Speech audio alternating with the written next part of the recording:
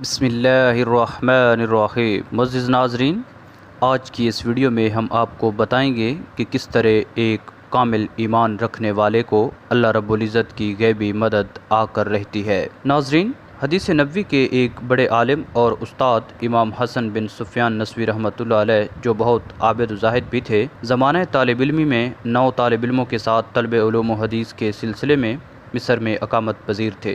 یہ سب لوگ وہاں ایک شیخ الحدیث کے ہاں پڑھنے جایا کرتے تھے۔ شیخ صاحب انہیں آہستہ آہستہ علوم حدیث پڑھاتے رہے۔ یہ حضرات روزمرہ کے اخراجات کے لیے جو رقم ہمراہ لائے تھے وہ چند ہی دنوں میں ختم ہو گئی اور نوبت فاقوں تک جا پہنچی۔ رہائش گاہ پر کوئی اضافی چیز بھی نہ تھی جسے بیچ کر ہی کچھ خورد و نوش کا بندوبست ہو جاتا۔ جب 3 روز فاقے کی حالت میں گزر گئے تو سب نے یہ رائے دی کہ اب اس کے سوا کوئی چارہ نہیں کہ باہر نکل کر بھیک مانگی جائے۔ باضمیر، خوددار اور غیرت مند آدمی کے لیے بھیک مانگنا کوئی آسان کام تو نہیں ہوتا۔ سب اس بے حد مشکل کام سے گریزاں تھے۔ آخر یہ فیصلہ ہوا کہ قرآن اندازی کی جائے اور طے کیا جائے کہ کون باہر جائے اور بھیک مانگ کر لائے۔ پورا امام حسن بن سفیان رحمۃ اللہ علیہ کے نام نکلا۔ امام حسن بن سفیان رحمۃ اللہ علیہ نے بجائے اس کے کہ جا کر لوگوں کے آگے ہاتھ پھیلاتے، مسجد ہی کے ایک گوشے میں 2 رکعت نماز کی نیت باندھ لی اور لمبی دعا کرنے لگے۔ انہوں نے اللہ کے آگے ہاتھ پھیلا دیے، نہایت عجز و انکسار کے ساتھ اللہ تعالیٰ کو پکارا۔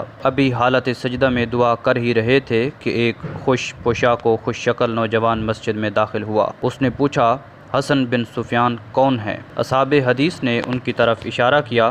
امام صاحب نے سجدہ سے سر اٹھایا اور جلدی سے نماز مکمل کی۔ نوجوان نے ان سے مخاطب ہو کر کہا، شیخ صاحب، مجھے مصر کے موجودہ حکمران امیر احمد بن طولون ابو العباس ترکی نے آپ کی خدمت میں بھیجا ہے۔ وہ آپ کو سلام کہتے ہیں اور آپ کے حالات سے بے خبر رہنے کی معافی چاہتے ہیں۔ آپ کی ضروریات کا خیال رکھنا ان کے فرائض میں شامل تھا۔ وہ اس کوتاہی کی معذرت چاہتے ہیں۔ کل آپ کی خدمت میں وہ بنفس نفیس حاضر ہوں گے۔ انہوں نے آپ لوگوں کے لیے کچھ مال ارسال کیا ہے جو آپ کو قبول کرنا ہوگا۔ نوجوان نے ہر طالب علم کے سامنے ایک تھیلی رکھ دی جس میں 100 دینار تھے۔ اصحاب حدیث یہ جاں فضا تعاون پا کر بے حد خوش ہوئے۔ انہوں نے نوجوان سے پوچھا، امیر ابن طولون کو ہمارا خیال کیسے آیا؟ نوجوان نے بتایا کہ امیر آج دوپہر کو قیلولہ کر رہے تھے کہ انہیں خواب میں ایک نیزہ بردار گھڑ سوار دکھائی دیا جو ہوا میں تیرتا ہوا امیر کی جانب بڑھ رہا تھا۔ اس نے قریب آ کر ان کے پہلو میں نیزے سے کچوکا لگایا اور باروب آواز میں کہا، اٹھو، حسن بن سفیان اور اس کے ساتھیوں کی مدد کرو، اٹھو، ان کی مدد کو جاؤ، وہ فلاں مسجد میں 3 روز سے بھوکے ہیں۔ امیر بیدار ہوئے تو انہوں نے فوراً یہ دینار دے کر مجھے آپ کے پاس بھیج دیا۔